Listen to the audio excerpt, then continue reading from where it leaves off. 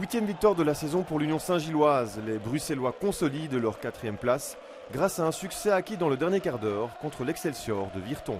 On a eu des difficultés en première mi-temps. On aurait pu marquer, on aurait pu prendre des buts aussi, sans un très bon Anthony ce soir, Sadin.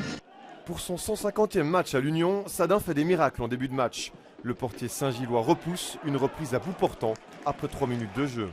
L'Union réagit par Ragel, le Français se défait d'un adversaire à l'entrée du grand rectangle avant de frapper, un rien côté.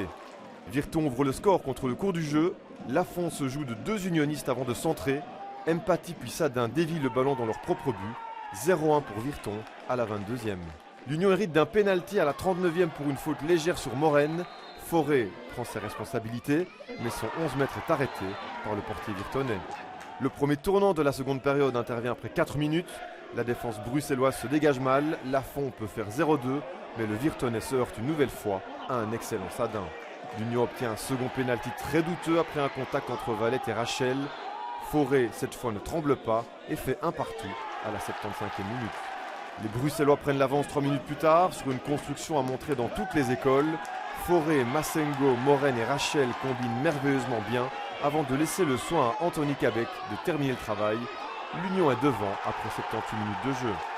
Rachel a l'occasion de tuer le match à 3 minutes du terme, mais le Français se heurte une nouvelle fois à Baptiste Valette. Ce n'est que partie remise pour les Saint-Gillois qui font 3-1 à la 88e. Le corner de Morenne trouve la tête de Martens qui donne au score son allure définitive.